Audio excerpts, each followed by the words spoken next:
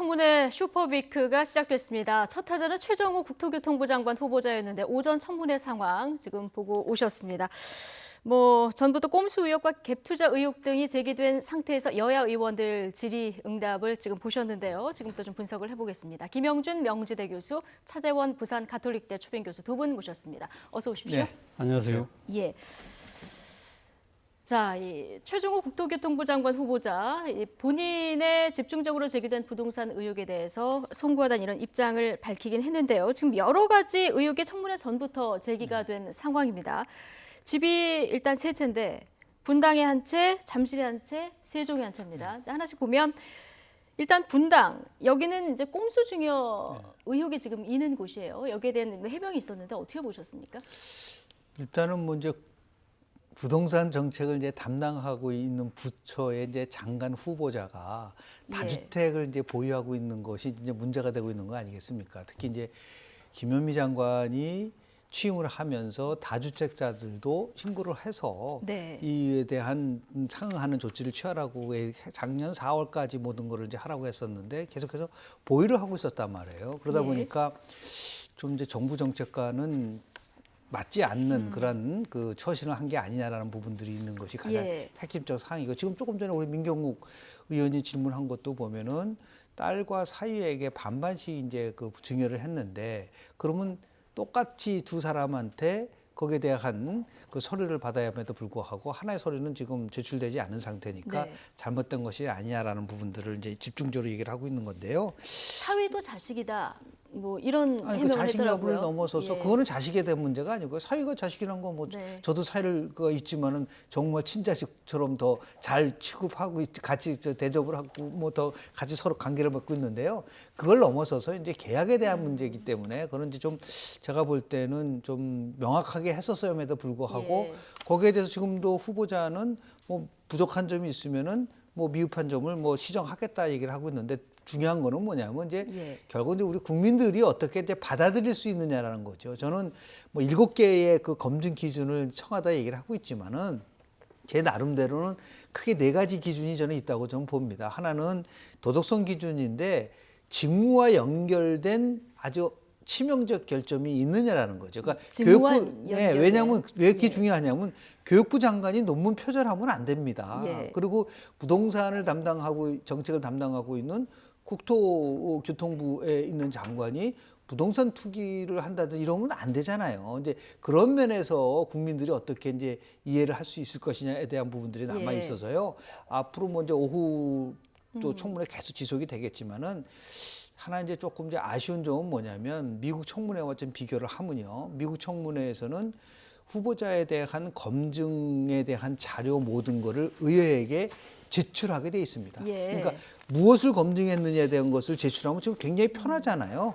이 청문회 과정 속에서 그게 없기 때문에 하나씩 이제 의원들이 새로 찾아서 해야 되는 부분들이 있기 때문에 예를 들어서 조금 아주 심하게 얘기하면은 오늘 하루 버티면은 될 수 있지 않느냐라고 하는, 야당에서 그 얘기를 하고 있습니다. 네네, 이런 부분들이 있어서 오히려 그거는 청문회 끝나고 나서도요. 우리 지금 이명박 정부, 박근혜 정부, 그리고 더 나아가서 문재인 정부까지 전부 다 새 정부에서 청문회 끝나고 사퇴한 후보가 8명입니다. 이런 부분들을 분명히 잘 인식을 하고 우리 최 후보자가 아주 적극적으로 해명도 하고 거기서 질의에 답변을 해야 될 거라고 저는 봅니다. 최종호 국토교통부 장관 후보자, 오늘 청문회 전에 본인에 대한 이런 의혹들이 일고 있는 거를 잘 알았기 때문에 이제 모두 발언해서 이런 부동산 의혹들 제기에 대해서 송구하다 이런 입장을 먼저 밝혔습니다. 이 얘기 들어보고 오시죠. 저희 여러 부족한 점, 특히 부동산 보유 등과 관련하여 질책해 주신 사항에 대해서는 무거운 심정으로 받아들이며 진심으로 송구하다는 말씀을 드립니다. 제가 실거주 목적으로 비록 주택을 보유했습니다마는 국민 눈높이에 맞지 않고 또 부동산 경기가 어려운 상황 등등을 감안할 때 정말 국민 여러분께 다시 한번 송구스럽다는 말씀을 드리겠습니다. 네, 실거주 목적으로 구입했다 이런 해명이 있긴 했는데요. 지금 아까 교수님 말씀하신 대로 이게 이제 국민 눈높이에 맞느냐 이 그렇죠. 부분을 좀 따져봐야 되는데 아까 이제 분당 얘기를 했고요. 네.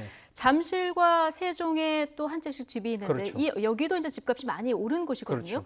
보면은 한 번도 안 살고 잠실 아파트는 10억 정도 차익이 있고 네. 세종은 한 7억 정도 차익이 네. 있다고 합니다. 네. 이 정도면 투자 규제가 아니냐 이런 얘기도 나와요. 그렇죠. 뭐 원래 이 발탁의 그 뭡니까 배경을 그 청와대가 설명하면 소통의 달인이라는 표현을 썼는데 지금 이최 후보자와 관련된 의혹들을 보면 소통의 예. 달인이 아니라 투기의 달인 아니냐 그런 뭐 이제 비아냥 섞인 뭐 지적도 나오긴 합니다만 국민들 입장에서 상당히 그 지적에 공감할 것 같아요. 앞서 말씀하신 것처럼 지금 뭐 본인은 그러니까 주거할 목적으로 잠시 그 아파트를 샀다고 하지만 그걸 한 번도 일단 주거를 하지 않았지 않습니까? 예. 물론 애들이 어려서 그때 사놓고 애들이 아마 그 상급학교 진학할 때 그쪽으로 가려고 했다가 아마 예의치 못했던 것 같아요. 그러고 나서 또 이게 두 채를 갖고 있는 데 대한 부담 때문에 팔려고 했는데 2008년도에 금융위기가 와가지고 그러니까 그때 팔리질 않았다고 이야기하지만 우리 속담에 있는 표현 있잖아요. 핑계 없는 무덤 없다고. 네. 그 결과적으로 지금 3억에 샀던 아파트가 지금 현재 시가가 지금 13억이 넘는다는 거 아닙니까?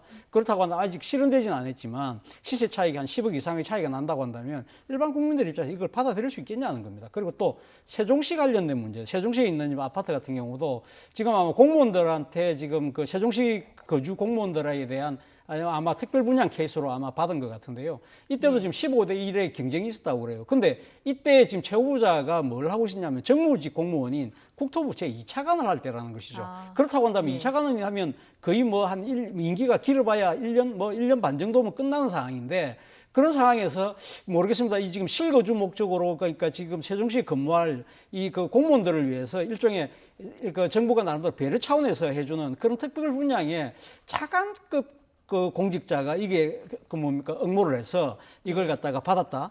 그리고 이것이 지금 그 6억 8천만 원에 받았는데 지금 또 이거 시가가 한 13억, 14억 정도 된다고 한다면 여기도 아직 실현되진 않았지만 여기도 지금 7억에서 한 8억 정도 지금 시세 차익이 난다는 거 아닙니까? 이것이 과연 국민들이 납득할 것이냐. 그리고 앞서 이 딸에게 분양 정리했다는 분당 아파트 같은 경우도 뭐라고 오늘 이야기했냐면 다주택자 상태에서 그 주택 정책을 책임지는 장관으로 지명받을 경우에 좀 바람직하지 않다고 생각해서 네. 이 급히 정리했다는 이야기를 했거든요. 근데 그 정리라는 것 자체도 좀 이해가 안 되는 부분이 사실은 이것을 만약에 팔았다고 한다면 다주택자 같은 경우는 양도세 중과세를 당해야 돼요. 그렇다고 한다면 정리를 할 경우에는 양도세 중과세를 피하기 위해서 한 것이 아니냐. 그리고 또 딸 한 명에게 정리를 한 것이 아니라 딸 부부에게 했잖아요. 그럼 이 두 사람이 또 정리세가 또 좀 다운된다는 거죠. 이건 또 일종의 세금을 절세하려는 일종의 좀 꼼수처럼 국민들 눈에는 비칠 수밖에 없다. 그런 생각이 듭니다. 뭐 절세까지는 불법은 아니기 때문에 그렇죠, 그렇지만 그렇죠. 이제 꼼수가 아니냐 그렇죠. 이런 국민들 입장에서는 정서상의 문제가 상당히 있다는 거죠. 박탈감과 함께 잘 아실 만한 분들이 이런 식으로 법의 교묘한 그러니까 허점을 이용해서 빠져나가는 듯한 느낌을 받는다는 거죠. 예. 어쨌든 지금 현 정부는 지분 주거용으로 한 채만 네. 보유해라 이런 정책이고 갭 투자하지 말아라 이런 정책을 그렇습니다. 계속 유지를 하고 있기 때문에 지금 여러 가지 의혹이 이제 불법은 아니더라도 아까 말씀하신 대로 국토부 장관으로서 적임자냐 이런 논란이 좀 있는 거예요. 미국의 이제 법무부 장관 내정자가 불법 체류자를 가정부로 고용을 했던 사건이 있었습니다. 예. 클린턴 정부 때요. 바로 해임 자기가 스스로 물러났어요. 왜냐하면 다른 것도 아니고 법무부 장관이 법을 지켜야 되는데 불법 체류자를 그 가정부로 쓴다는 거는 있을 수가 없다 그래서 청문회도 들어가기 전에 사퇴를 했는데 지금 이제 청문회가 진행이 되고 있습니다. 물론 이제 나중에 어떻게 청문 보고서가 채택될지 여부를 우리가 지켜봐야 되겠지만은 그만큼 제가 항상 강조하는 거는 제가 얘기하는 여러 가지 그 기준들이 있어요. 뭐 예를 들어서 업무 추진력이라든지요, 아니면은 뭐 조직 장악력, 그리고 국민 소통에 관련된 부분들, 상징성, 거기에 많고 도덕성인데 직무와 관련된 거는 굉장히 치명적인 거예요. 그러니까 지금 뭐 조금 전에 우리 차 교수님 말씀을 하지만은 서민들이 바라봤을 때는 굉장한 상대적 박탈감을 느낀다는 거죠. 그러니까 지금 불법은 없습니다. 그러니까 탈법인 것도 없고 그냥 꼼수라는 거라고 하고 있고 실은 이런 거죠. 그러면 그렇게 해서 뭐 공무원이라고 해서 뭐 집을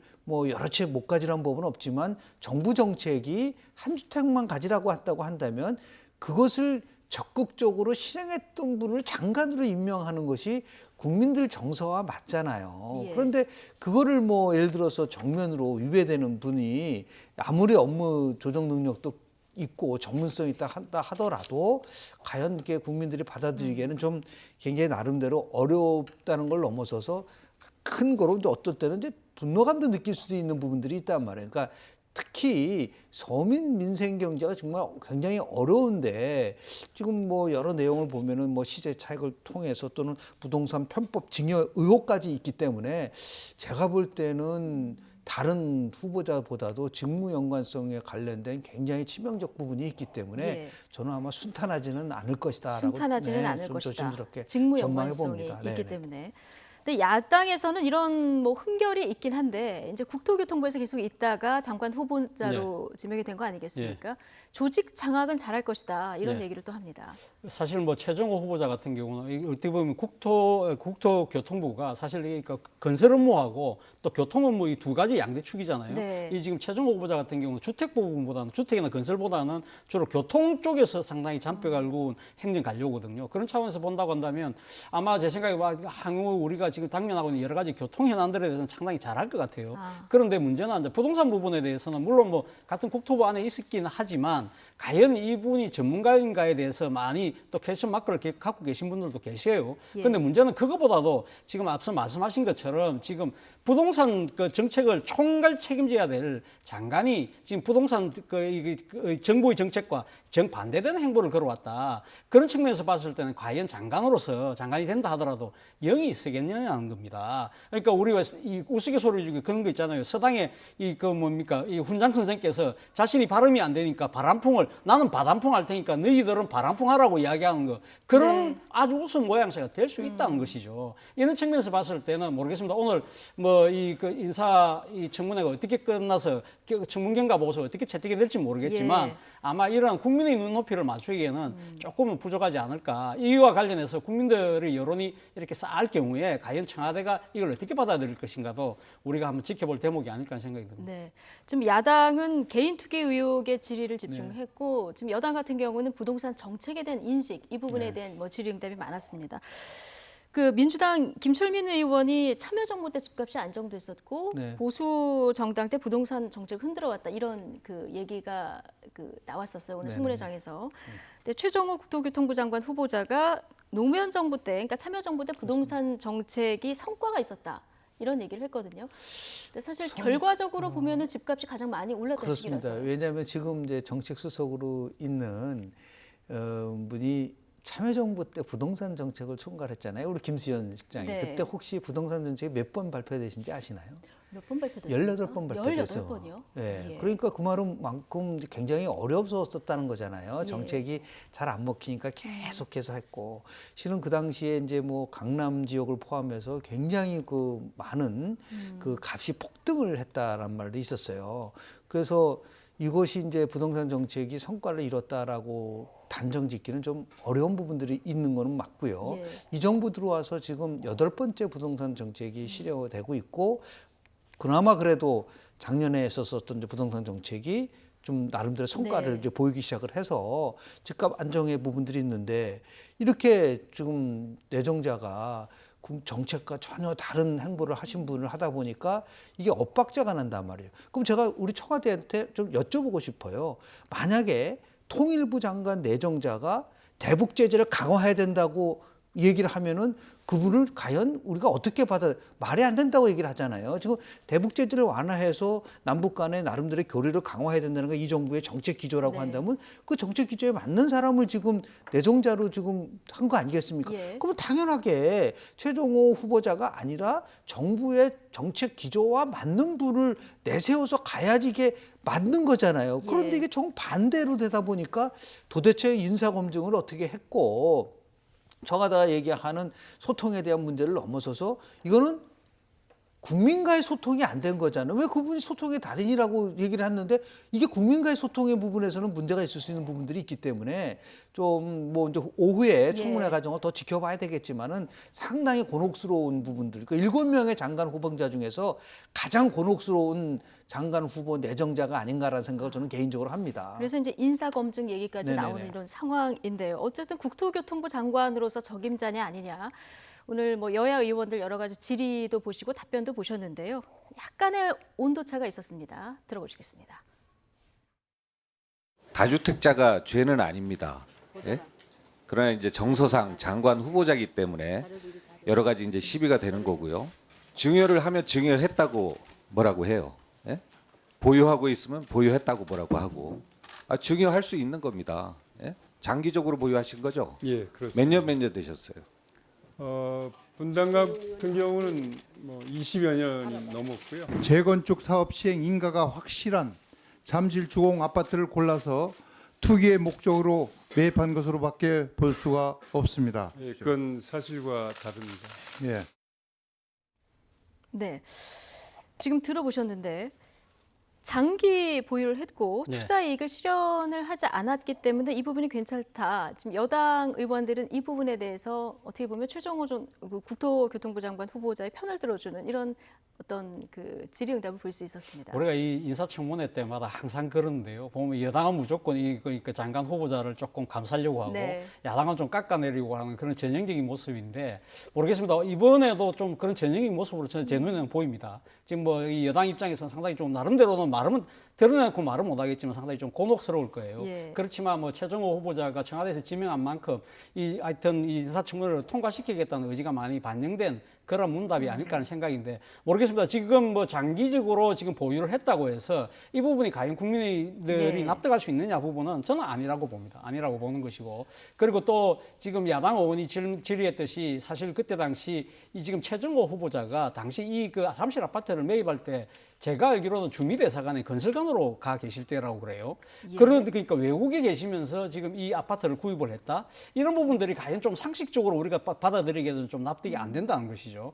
그리고 또 본인은 뭐 지금 앞서도 제가 말씀드렸습니다만은 앞으로 아이들이 나중에 상급학교 지나갈 때 결국 서울로 가서 뭔가 이제 교육적인 목적에서 샀다고 하지만 그러나 그걸로 결국 가지 않았다는 것이죠. 뭐 본인은 예. 2008년도 그래서 못 가는 바람에 2008년도 팔려고 했지만 금융위기 때문에 못 팔았다고 하지만 그러나 금융위기 끝나고 난 뒤에도 계속적으로 그냥 팔 수는 있었을 거 아닙니까? 그 뒤로 계속 또 강남이 집값이 계속 올라갔기 때문에 네. 왜 그러면 그때는 진작 팔지 않았을까? 이런 부분들을 보면 좀 핑계가 아닐까라는 생각입니다. 예. 그러니까 굳이 왜 그 국토부 장관의 그 후보자로 지명을 했을까? 이 부분이 논란이 되는 건데 아까 교수님 말씀하신 대로 청와대 인사청문 네. 검증 기준 이 부분을 이제 다시 한번 좀 생각을 해봐야 될 것 같습니다. 그러니까 쟤는 이제 7개 기준에 관련돼서 예. 발표를 했잖아요, 청와대가. 그런데 거기에 아주 완벽하게 모든 기준을 통과한 분들은 그렇게 많지 않잖아요. 그러니까 조금씩 있을 겁니다. 뭐 위장 전입에 대한 문제라든지 예. 또는 뭐 세금 탈루, 영구 부정 행위, 음주 성범죄 등을 포함해서 7개인데요. 저는 이렇게 기계적 기준보다는 정말 제가 강조하고 싶은 거는 업무 연관성에 대한 문제인 거예요. 예. 이 부분은 이제 두고두고 계속해서 이게 끝나고 나서도 문제가 될 수 있는. 지금 전 자유한국당의 김병준 교육부 장관 내정자가 청문회를 통과했고 장관까지 임명됐었어요. 그때가 참여정부 때입니다. 네. 그런데 13일 만에 장관 되고 나서 사퇴했어요. 그 이유는 뭐냐면 논문 표절이었단 말이에요. 그러니까 아니 교육부라는 거는 대학의 논문과 관련돼서 표절에 대한 거는 아주 응징을 하고 있는데 예. 버젓이 장관이 논문 표절하면 그거는 받아들이기 어렵지 않습니까? 그건 뭐 일반 국민들의 기본적 정서와도 맞는다는 거죠. 그런데 지금 제가 꼭 지적을 하고 싶은 거는 미국 의회 청문회 과정에 대해서 백악관 청문 인사 검증 시스템은 우리랑 좀 다릅니다. 거기는 FBI라든지 아니면 국세청이라든지 공직자윤리처가 각각 별도로 인사검증을 해서 대통령한테 직보하는 체제예요. 그러니까 인사검증관에 있어서의 경쟁 시스템이 네. 만들어져 있습니다. 그래서 뭔가 하나 잘못된 부분들을 어느 쪽에서는 발견했는데 다른 쪽에서 발견하지 못했다면 그 부처는 굉장히 무능한 부처가 되기 때문에 굉장히 치열하게 이 부분에 대해서 검증을 하게 되고 있고요. 또는 저는 분명한 거는 이게 사전에 청와대에서 230개 항목에 대해서 물어보잖아요. 네. 7개 기준 말고도. 거기에 이런 부분들이 분명히 있었을 거라고 보는데 그것을 그냥 무시하고 갈 수 있는 부분들은 두 가지 때문에 조금 보는데, 하나는 뭐 후보자 청문회라는 것은 지금 우리는 그냥 뭐 청문 보고서 채택이 안 돼도 얼마든지 대통령이 임명할 수 있는 좀 분위기가 돼버렸어요. 그런 부분들 하나가 있고, 또 두 번째는 뭐냐면 이 청문 후보자들 스스로가 그런 거가 있으면 스스로 저는 못 맞습니다라고 얘기를 해야 되는데 아유 감사합니다 하고 하면서 가져가게 되는 이런 부분들이 여전히 남아있기 때문에 너무나 쉽게 청문회를 생각하는 것 같지 않느냐. 이거는 이 정부 때만의 문제가 아니에요. 역대 정부도 똑같았단 말이죠. 그렇다고 한다면 최소한도 문재인 정부 때는 역대 정부가 좀 다른 모습이 있었으면 좋았었는데 그게 없어서 좀 아쉬운 점이 좀 있습니다. 네, 어쨌든 흠결이 있더라고 직무 연관성 흠결은 좀 걸러낼 수 있는 그렇습니다. 장치가 네. 필요하다 이런 얘기를 해주셨고요. 지금 이제 내일과 모레도 계속 줄줄이 인사청문회 예정이 돼 있는데요. 내일은 통일부 장관 좀 주목이 되고요. 모레 특히 박영선 의원 중소벤처기업부 장관 후보자 내정 지금 지명이 됐는데 공수가 전환된 상황이라서 굉장히 관심입니다. 그렇죠. 사실 뭐 박영선 의원이 지명받았을 때만 하더라도 무난히 통과할 거야라는 세간의 평이 나왔어요. 그것은 소위 말하는 현역 의원 불패라는 거죠. 이때까지 그 인사청문 제도가 도입되고 난 뒤에 이제 현역 국회의원 신분으로 그 인사청문회 올라오신 분 단 한 번도 낙마한 적이 없거든요. 그런 차원에서 본다고 한다면 박영선 의원도 충분히 아마 통과할 것이라고 봤는데 의외로 이게 상황이 안 그렇다 간단치 않다는 것이죠. 왜? 지금 사실 어떻게 보면 자유한국당의 상당히 공세의 초점이 박영선 의원에게 지금 박영선 후보자에게 모아지고 있는 상황인데요. 저는 그 이유는 아마 그것 때문에 아닐까 하는 생각입니다. 소위 지금 이 자유한국당이 집권하던 시절, 그러니까 장관 인사청문회 때마다 소위 말해서 이 대여 저격수의 공격수 노릇을 한 분이 바로 박영선 의원이거든요. 우리가 대표적으로 본다고 하면 조윤선 장관이 상당히 생활비 가다하게 지급했을 때 국회 긴급 현안 질의 때 강하게 질문한다든지, 또 김명수 교육부 총리 후보라고 계셨는데 그때 논문 표절 상당히 박영선 의원이 당시 아주 앞장서서 했거든요. 그래서 결국 김명수 후보자 같은 경우는 낙마를 했단 말이죠. 그런 것들이 아마 보면 자유한국당 입장에서는 상당히 박영선 의원한테 미운 털을 갖고 있을 수밖에 없는 상황이라는 것이죠. 그런 상황이기 때문에 아마 박영선 의원에 대해서 후보자에 대해서는 다른 후보자들보다 훨씬 더 현미경 아마 잣대를 들이대고 있지 않을까 하는 생각입니다. 그래서 근데 또 공교롭게도 박영선 후보자 같은 경우는 지금 재산의 문제라든지 또 아들과 관련된 여러 가지 의혹들이 상속 관련 상속 관련된 의혹들이 지금 제기되는데 이 부분에 대해서 또 박영선 후보자가 아주 명쾌한 해명을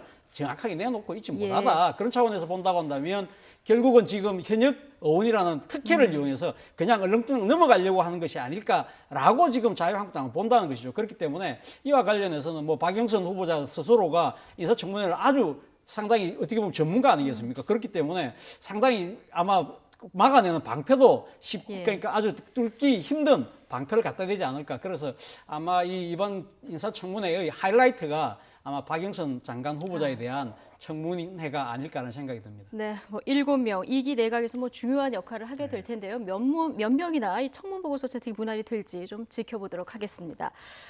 자, 이번 주 여론 흐름을 좀 살펴보겠습니다. 오늘 이제 YTN 여론조사 결과가 나왔는데요. 북미 회담 결렬 이후에 3주 연속 하락을 했었거든요. 그런데 지금 보면은 이번 주에 데드크로스를 다시 극복하진 못했지만 그래도 반등을 한 이런 상황이에요. 어떻게 읽으십니까?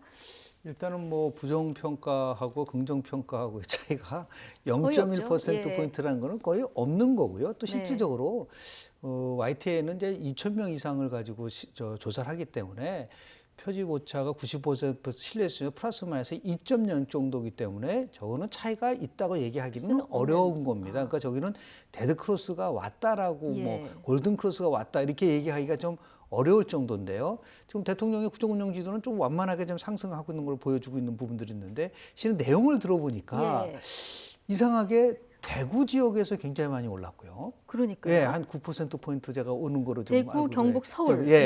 그리고 또 보수층에서도 조금 오른 거로 나와 있어요. 원인은 어떻게 보십니까? 그러니까 이거를 우리가 어떻게 해석을 해야 되는 거냐라고 하는 조금 혼란스러운 부분들은 있습니다. 그게 아마도 지금 현재 여론 추이는 이제 두 가지 방향으로 나가는 것 같아요. 하나는 뭐냐면 정부도 잘하는 것도 있다 없는 건 없지만 그렇다고 해서 야당도 꼭 잘하는 게 있는 거냐라고 하는 일종의 불안정성이 그 지금 계속해서 이렇게 왔다 갔다 하고 있는 거죠. 그러니까 실제로 보면은 수도권하고요, 특히 이제 서울 지역하고 50대 그리고 중도층 그리고 더 나아가서 이 주부층들이 어떻게 변화하느냐에 따라서 이게 지금 왔다 갔다 하거든요. 그런데 학생층이라든지 20대는 상당히 많이 부정적인 게 지속이 되고 있는 부분들이 좀 있어요. 그러니까 이게 아마 그 상황에 따라서 요새 막 각종 의혹 사건들이 막 불거지고 있지 않습니까? 이런 것들이 이제 정부가 이제 강력하게 이 부분에 대해서 조치를 취하라고 하고 특히 이 특권층과 관련돼서 지금 문제가 발생되고 있는 거 아니겠습니까? 그러면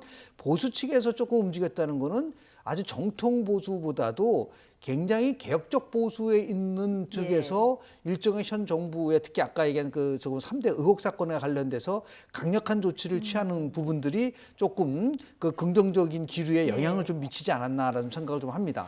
일별로 주요 이슈마다 이 지지율이 오르락 내리락 했어요. 그렇죠. 예. 뭐 사실 그 18일 날 그 김학의 그 장자연 버닝썬 수사에 대한 지시를 내리지 않습니까? 바로 그 다음 날 좀 상당히 조금 오른 듯한 모습을 보이고 바로 또 20일 날은 또 고용 지표에 대한 여러 가지 그 상당 개선을 위해서 그 관계 부처에게 노력을 좀 열심히 하라. 경제적인 메시지를 던진 부분은 올라갔다는 것이죠. 그러나 바로 그 다음 날 그 말레이시아 그리고 또 브루네이 그 순방 과정에서 외교 결례 그때부터는 좀 빠졌다는 것이죠. 그리고 또 22일 날 같은 경우는 또 서해 이 교전과 관련된 기념식의 불참과 관련돼서 상당히 그 보수 야당에서 강하게 비판하지 않았습니까? 그런 측면에서 본다고 한다면 그때는 또 약간 빠지는 듯한 모습을 보였다. 뭐 그런 측면에서 아마 어떻게 보면 이 대통령의 메시지 하나하나에 국민들이 상당히 좀 뜨겁게 반응하는 그런 모습이 보이는데 저는 전체적으로 봤을 때는 일단 문재인 대통령과 여권의 전체적인 지지율이 그동안 한 몇 주 동안 빠지는 추세가 일단 제동이 걸렸다. 그런 측면에서는 상당히 좀 의미 있는 아마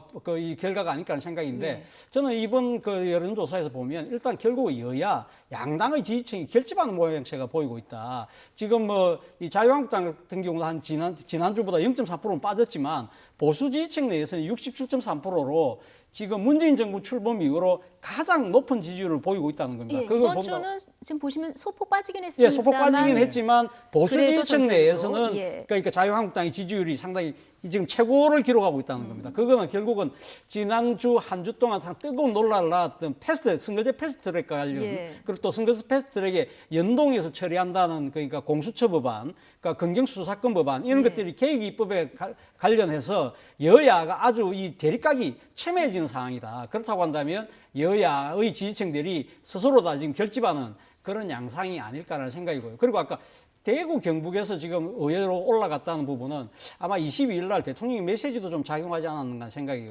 듭니다. 왜냐하면 그때 대구 경북에 가서 지금 대구 경북의 가장 뜨거운 현안 중에 하나가 지금 대구 이 지금 시내에 있는 군공항하고 민간공항을 지금 그 이 경북 쪽으로 옮기는 방안인데 김해 신공항이 약간 표류하는 듯 흔들리는 모습을 보이면서 이것이 대구 공항 이전도 흔들리는 거 아니냐는 우려가 있었는데 이번에 대통령께서 가서 이거 제대로 추진할 수 있도록 잘 살펴보겠다. 그런 메시지도 어느 정도 효과가 있지 않았나 하는 생각도 듭니다. 지난주에 제가 중도와 관련된 부분들에 굉장히 관심을 가져야 된다고 말씀을 좀 드렸잖아요. 그런데 이번 주에 가장 중요한 특징은 중도층에서 반등이 왔단 말이에요.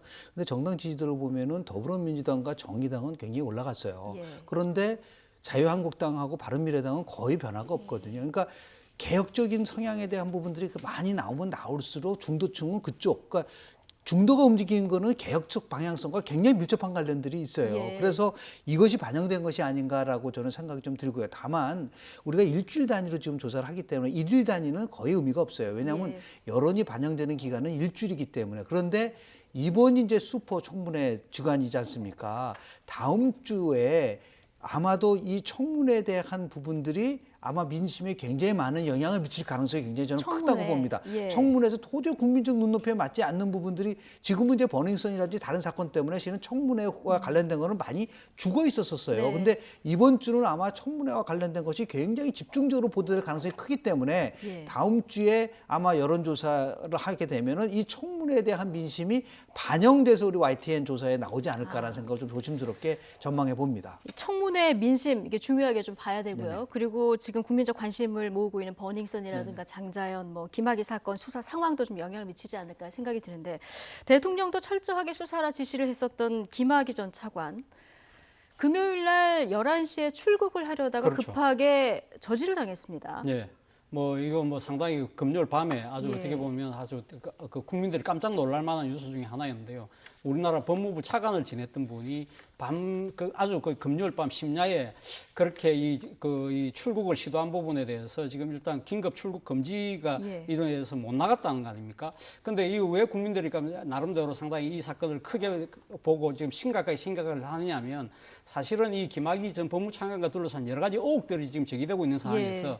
검찰 과거사 진상조사단에서 지금 출두해서 조사받으라고 할 때 아예 침묵하면서 응하지 않았지 않습니까? 네. 그리고 오늘 사실 제가 알기로는 이 지금 김학의 전 법무차관의 재수사를 할지 말지를 결정을 오늘 진상조사단에서 내기로 돼 있었거든요. 그렇다고 한다면 지난주 금요일 밤에 예. 지금 그러니까 출국을 시도했다는 것 자체는 지금 25일 날, 그러니까 월요일 날 되면 내가 지금 재수사될 가능성이 있구나. 그렇다면 예. 일단 내 몸을 피해보자는 그러한 생각이 상당히 이번에 출국을 시도하는 예. 배경으로 작용했지 일단 않았을까라는 도주 우려는 것이죠. 없었다 이렇게 해명은 하고 있습니다. 본인은 지금 돌아오는 예. 표까지 다 구입했다고 하지만 그 돌아온다는 표 자체 구입 그 자체가 별로 큰 의미는 없잖아요. 가서 그거는 연기해도 되는 거고 네. 아예 무시해도 되는 건데 근데 누가 봐도 이상한 부분이 사실 우리가 외국 출국할 때 이렇게 한다고 한다면 집에서 인터넷이나 아니면 여행사를 통해서 미리 표를 구입하잖아요. 예. 근데 지금 공항에 현장에 가서 직접 구입을 했고 그리고 또 금요일 밤에서 이 토요일 날 새벽으로 넘어가는 아주 어떻게 보면 관계 당국에서 이 상당히 조금 이 느슨해질 수밖에 없는 예. 그런 허점을 노렸다. 아마 본인이 지금 검사 출신이고 하니까 네. 아마 이런 부분들을 아마 고려하지 않았을까? 그리고 또 이 발각되고 나서 그러니까 지금 그 본인이 출국 정지 당하고 난 뒤에 날 모자를 쓰고 선글라스를 가리고 목도를 했는지는 모르겠지만 예. 지금 노는 장면을 본다고 한다면 아마 많은 국민들이 저렇게 얼굴을 가리고 뭔가를 하는 것 자체가 결국은 도피하려고 한 것이 아닐까라는 의구심을 가질 수밖에 없다. 네. 그래서 저는 제가 생각했을 때는 김학의 전 법무차관이 어떤 생각을 했든지 간에 그런 출국 시도 자체가 결국은 자신의 재수사를 재촉하는 일종의 자승자박이 된 것이 아닐까. 자승자박이 됐다. 예, 예. 어쨌든 도피가 아니냐 국민적 의혹은 증폭되고 있는 상황인데 해외로 나가는 건 막았는데요. 그런데 이제 출국 금지를 내렸을 당시에 피의자 신분이 아니었고 또 그 출국 심사까지 무사히 통과했단 말이죠. 네네. 그런데 그 직전에 이제 출국 금지 조치가 내려져서 이게 절차상 문제가 있는 게 아니냐 이런 지적이 한편에서 나오고 네. 또 한편에서는 그래도 법무부가 출국 금지 조치를 긴급하게 내린 데는 뭔가 검찰에서 갖고 있는 것이 아니냐 이런 얘기도 나오거든요. 어떻게 저는 보십니까? 후자 쪽이 더 후자 쪽이 맞다고 맞을 보고 것 같아요. 만약에 정말 예. 출국했다고 해보십시오. 예. 이 국민적 공문이라는 것이 어마어마하게 클 부분도 있고 저는 출국 마감 2분 전에 이제 출국 금지를 한 것은 저는 잘한 거라고 보고 잘한 더 거다. 나아가서 예.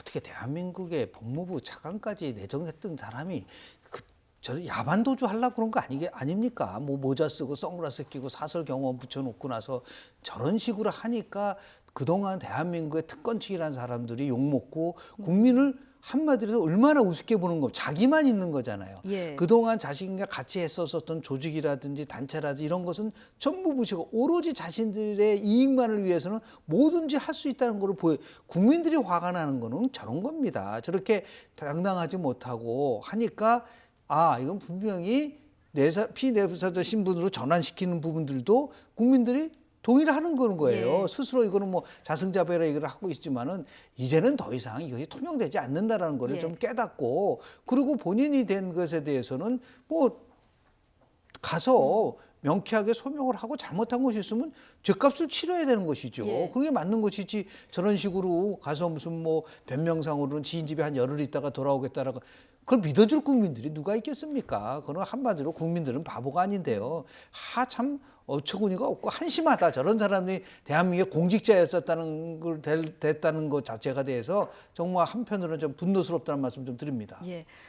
어쨌든 어떤 형태로도 이제 검찰 수사는 불가피한 측면이 있어 보이는데요. 이제 공소시효 관련해서 문제가 되는 부분이 지난번 2번의 이제 조사에서 무혐의 처분이 내려졌기 네. 때문에 이 부분이 지금까지 나왔던 것은 뭐 특수강간 혐의 예. 이 부분이 있었는데요. 지금 검찰에서 그 과거사 진상위에서 주목하는 부분은 뇌물죄입니다. 그것도 1억 원 이상. 그렇죠. 예. 일단 지금 특수강간 혐의에 대해서는 일단 이제 지난번 무혐의가 나왔기 때문에 예. 좀 더 아마 보강 조사를 할 것 같고요. 당장은 이번에 그 출국 금지하면서 지금 그러니까 출국 금지를 한 이유 중에 하나가 바로 뇌물 수수 예. 혐의인데 뇌물도 일반 뇌물 같은 경우는 지금 또 공소시효가 끝났다고 그래요. 그런데 지금 아마 1억 이상을 받을 경우에는 공소시효가 남아 있다. 그리고 이와 관련해서 진상조사단에서 조사를 했을 때 윤중천 씨라고 있지 않습니까? 김학의 전 법무차관하고 같이 이렇게 이해관계를 건설업자. 나누 건설업자. 예. 이분이 지금 지금 보도에 의하면 지금 김학의 전 차관에게 수천만 원 정도를 지금 건넸다는 거 아닙니까? 예. 그렇다고 한다면 이 부분과 관련해서는 충분히 공소시효가 살아있다고 생각을 하는 거고 예. 일단 아마 수사가 아마 진행이 되게 된다면 아마 특수강간 혐의도 아마 지금 지금 일부터 보도에 의하면 윤중천 예. 씨하고 지금 김학의 전 법무차관이 서로의 이 성관계 모습을 서로 찍어주고 어쩌고 한 그런 그 이야기가 진술이 있다고 하니까 그런 부분들은 사실 특수강간은 충분히 가능하다. 그리고 지금 특수강간 혐의 같은 경우는 2008년도부터는 공소시효가 늘어서 15년이라는 겁니다. 근데 지금 김학의 전 차관이 받고 있는 특수강간 혐의와 관련해서 2건의 사례가 2008년도에 있었기 때문에 이거는 지금 공소시효가 살아있다. 네. 그리고 또 하나 지금 검찰이 만약에 앞으로 검찰이 수사하게 된다면 지금 또 그 주목해야 될 부분 중에 하나가 당시 이 지금 김학의 전 차관 관련된 이러한 의혹들이 그러니까 지금 이 은폐되고 네. 누가 또 비호하고 그런 수사 부분들에 대한 외압 수사 의혹. 외압 부분에 예, 대한 이 부분이 또한 부분도 갈래입니다. 예, 그렇죠. 그러니까 이렇게 세 가지 정도를 아마 들여다보지 않을까 생각합니다. 그러니까요. 지금 이게 정치권으로도 이게 확산이 되는 이런 모양인데요. 지금 김학의 전 법무차관 사건에 대한 재수사가 급물살을 이렇게 타면서 지금 정치권 공방도 굉장히 격화되는 이런 모양새입니다. 박근혜 정부 당시에 청와대 외압 의혹까지 나온 상황인데 지금 여야 모두 특검으로 밝혀야 한다 이렇게 주장을 하고 있습니다. 그런데 결은 약간 다릅니다. 들어보시죠. 김학의 고검장이 당시에 검찰총장 후보로도 거론이 됐었고요. 문제는 검찰총장 추천위원회에서 참배수에 들어가지도 못했습니다. 그런 사람을 법무부 차관으로 전격적으로 임명을 하죠. 이것은 대통령이 찍어 두고 있었다고 봐야 되는 거고요. 해석상. 제가 보기에는 지금 당장 특검 사안이다. 이거는 검찰에 의해서 2번이나 납득할 수 없는 이유로 무혐의가 됐기 때문에 그리고 그 당시 수사 지휘, 즉 검찰총장이나 중앙지검장들은 다 옷을 벗었지만 그 밑에 있는 중간 간부들, 실무 책임자들, 지휘자들 또 수사검사들은 다 현직에 남아있기 때문에 얼마 이제 특임 검사를 발동할 수 있고요. 좋습니다. 저희 그거 특검해도 꺼릴 것 없습니다. 그런데 그 특검보다도 더 중요한 것은 국민이 의혹을 갖는 사건이라고 생각을 합니다. 드루킹 사건, 김태우 사건, 그리고 신재민 사건, 그 밖에 이주민, 손혜원 사건, 이주민, 황운하, 서영교, 그리고 문다의 사건에 이르기까지 저희가 그런데 이제 지금 제가 말씀드리려는 것은 특검을 발의할 것만 말씀드렸는데요. 이런 것과 함께 특검해 줄 것을 요구합니다. 네, 민주당에서는 지금 당장 특검할 사안이다 이렇게 얘기를 하고 있고요. 한국당도 특검 좋다 하자. 그런데 지금 현 정부와 관련된 여러 가지 의혹도 패키지로 같이 하자 이런 입장이에요. 참 그 보면 이제 기준은 2가지입니다. 네. 어떠한 사건이든 간에 의혹이 국민적 의혹이 있는 부분들하고 외압이 있다고 한다면 이것은 함께 다 같이 하자는 게 지금 야당의 주장이지 않습니까? 네. 근데 왜 그러냐면 이러고 나서 나중에 또 정권이 바뀌면 다시 이게 지금 10년 정권 당시만 해도 정확하게 했었으면 이 문제가 발생되지 않은 거잖아요. 그래서 제가 볼 때는 지금 얘기하는 모든 부분에 대해서 다 할 수는 없겠지만은 정말 국민들이 이제 관심 있는 부분이지 않습니까? 이 부분에 대해서는. 그러니까 당연히 특검 패키지라고 서로 얘기할 정도로 주고받는 식의 이제 특검을 얘기를 하고 있는데요. 국민들이 바라는 것은 이거를 이렇게 해서 그냥 정치 공방으로 끝나지 말고 뭔가 내실 있는 결과를 가져올 수 있게끔 할 수 있는 그러한 좀 성숙한 정치의 모습을 좀 보여줘야 예. 되지 않느냐 좀 생각을 좀 하게 되고요. 이게 결국은 나중에 지금 뭐 막는다고 해서 막아지지가 않는다는 게 지금 보여지지 않습니까? 그렇게 해서 한 점의 의혹도 없이 국민들과 소통할 수 있게끔 여야가 정 그렇다고 한다면 몇 가지 사항에 대해서는 정말 특검을 서로 같이 하자라고 하는 쪽으로 가야 되지 않을까라는 생각을 좀 합니다. 예. 만약 특검을 하게 된다면요. 네. 김학의 건 같은 경우는 지금 당시 법무장관이었던 황교안 네. 장관이라던가 청와대에 있었던 곽상도 의원 그리고 또 민주당의 조응천 의원도 지금 그렇죠. 이름이 거론되는 이런 예. 상황이라서 여야 두루 지금 다 얽혀 있는 이런 상황입니다. 그렇죠. 상당히 뭐 어떻게 보면 사안 자체가 예. 어떻게 진영의 뭐 그러니까 유불리를 따지기 좀 애매한 상황이 되어 있습니다만 바로 그 때문에라도 제가 생각했을 때는 지금 현재의 검찰이 수사를 하기에는 조금 힘든 상황이 아닐까 하는 생각입니다. 뭐 지금 뭐 검찰 입장에서 보면 예. 과거 다 자신들이 모셨던 다 상관들 아닙니까? 네. 그리고 또 좀 여야의 정치적인 그 유불리가 다 걸려 있는 사안이기 예. 때문에 저는 이런 사안이야말로 진짜 특별검사가 필요하지 않을까 하는 생각이 듭니다. 이럴 경우에는 그러니까 검찰과 경찰의 그런 입장에서 좀 동떨어져 있는 예를 들면 판사 출신의 특검을 아마 선임하는 것도 하나의 방법일 것인데 이 부분에 대해서는 또 지금 사실 여야가 의견이 상당히 모아지지 않기 때문에 네. 어떻게 될지는 한번 지켜보겠습니다. 네, 그리고 오늘 이 사건도 아마 법원 판단에 따라서 정치적 파장이 만만치 않을 것 같은데요. 김은경 전 환경부 네. 장관이 지금 구속 전 피의자 신문을 네네. 받고 있습니다. 이 처음에 환경부 블랙리스트 문건에서 시작됐는데 현 정부 출신 장관에 대한 영장 청구까지 간 상황이에요. 네네. 예. 정말 관심이 가는 부분이죠. 네. 왜냐하면 정말 지겹게 듣고 정말 안 들었으면 좋겠다는 단어가 세 가지가 있어요. 직권남용, 예. 블랙리스트, 민간인 사찰. 이 부분은 존재 좀 안 나왔으면 좋겠어요. 그런데 이게 지금 김은경 전 장관 문제는 이제 블랙리스트와 또 연관돼서 나오지 않습니까? 다시 해서 외압을 하고 결국은 뭐 표적 감사도 하고 이런 부분들은 지난 정권 때 있어서 어떤 문체부 때의 그 블랙리스트와 여러 면에서 이제 결은 다르지만 예. 실제로 보면은 이게 뭐 체크리스트냐 블랙리스트냐라는 부분들 만약에 구속영장이 청구된다고 한다면 그건 더 이상 체크리스트란 말은 사라지는 겁니다. 예. 그러니까 블랙리스트 쪽에 훨씬 더 비중을 많이 두게 되는 거가 되잖아요. 그게 얼마나 이게 그 중대한 사건이 있겠습니까? 이 정부가 적폐청산을 하고 나라다운 나라를 만든다고 하면서 아까 조금 전에 제가 말씀드린 직권남용, 민간인 사찰 이러한 블랙리스트에 대해서 엄중한 처벌을 요구했고 국민들이 그걸 원했었는데 지금 현 정부 전 장관이 만약에 구속영장이 발부되고 그것이 환경부 표적감사와 관련된 부분이다라고 한다면 이건 좀 파장이 굉장히 클 거라고 보기 때문에요. 좀 더 지켜보고 그렇다고 한다면 이 부분에 대해서 이제 청와대를 포함해서 정부 여당은 뭐 굉장히 방어적인 자세로 가서는 안 된다고 좀 보고 특히 이게 김태우 전 그 수사관의 증언에서 시작해서 나온 문제이기 때문에 이렇게 되면 또 모든 그 사건들이 다시 재조명을 받을 수 있는 부분들이 있고 공공기관 330개 기관에 대해서도 비슷한 식의 리스트를 만들었다라고 그렇죠. 그런 수사 어디까지 갈 모르겠는데. 것인지 이게 예. 파작이 굉장히 클 거라고 보기 때문에요. 예. 아마 여야가 촉각을 곤두세울 수밖에 없는 사건이라고 저는 봅니다. 어쨌든 표적감사 채용 특혜 의혹 이 두 가지 의혹을 네. 받고 있는데 이게 정당한 인사권 행사인지 아닌지 오늘 법원 판단을 먼저 좀 주목해 보도록 하겠습니다. 자, 남은 시간 동안 이 얘기 좀 해볼 텐데요. 기관단총을 꺼내든 대통령 경호원의 사진 공개가 돼서 주말 내내 시청자 여러분도 아마 이 사진 보셨을 텐데요. 섬뜩하다, 위협감에 든다는 의견과 함께 뭐 당연한 경호 활동으로 감수할 부분이다 이런 반론도 있는데요. 여러분의 생각은 어떠십니까? 차현주 앵커가 쟁점을 정리해드립니다.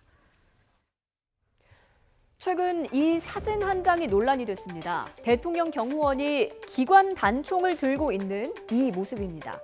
사흘 전 문 대통령이 대구의 칠성시장을 방문한 당시에 포착된 모습인데요.